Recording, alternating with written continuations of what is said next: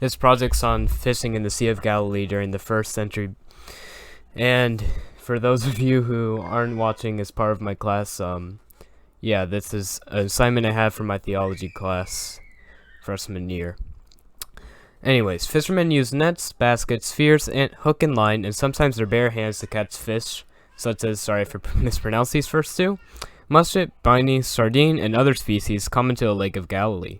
Unfortunately for all of you who love catfish was considered unclean, as it was a bottom feeder, and in the Bible it says that only sea-dwelling creatures with scales are to be eaten. Fishermen normally fished at night in order to avoid the heat during the day. In the mornings they would sort through what they caught and sold it at the fish market.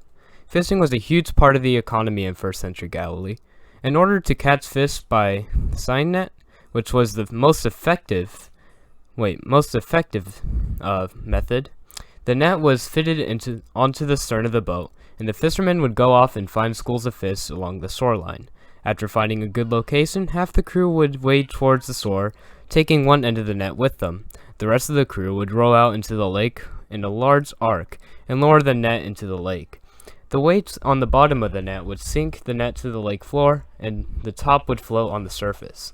At both of these fishermen would sail was a small square rig, which I get into in the video, later in the video, as well as other sail rigs such as the lateen rig.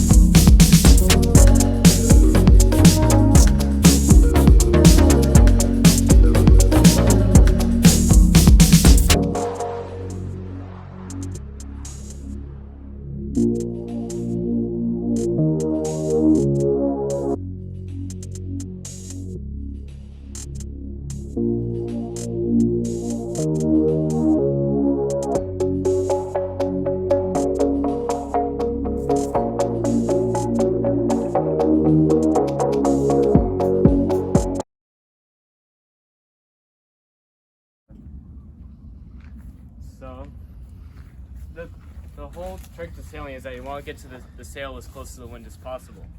Now, say the wind's coming straight down this way, or like at least kind of at an angle this way. You would want the sail at close haul like this. That way you can get as close to the wind as possible. That's the closest you can get to upwind, because if you head straight upwind, you'll be in the no-go zone. The wind will be blowing against you. You can't move. So, and then if the wind's a little further to the side than that, you would have it out further to about a beam reach, which would be a little off the hull, and then a little further than that would be broad reach, and then all the way down is called the run. and that's when the wind's directly behind you. And the way you know whether or not your sail has caught the wind properly is whether or not it's tight, which I'll show you in just a moment. But yeah, it's pretty much the very basics of sailing. Although in the time around Jesus, I'm fairly sure that the sailing flower was not introduced yet. So it was probably all by feel, you know, just making sure that the sail's tight enough in the corners. Just a quick note, the sailboat that I was sailing in this video is a Bermudan rig, which looks like this. However, the one that was most common in the Sea of Galilee was a square sail that looks something like this.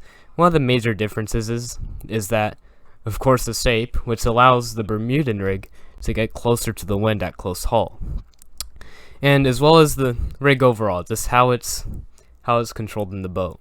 This kind of rig here would usually use multiple pulleys, one on either side to pull in the sail, and it would drop down from the top here. The Bermudan rig, however, doesn't drop down from the top, it's actually pulled up, and it only normally has one pulley system to trim the sail. Now the Latin sail rig is very similar to the Bermudan rig in terms of its shape, but it also drops down from the top, and also has only one pulley system normally. And because of its shape, it can probably get a little closer to the wind than the square sail. And that was another sail that was common during the time of Jesus, first century.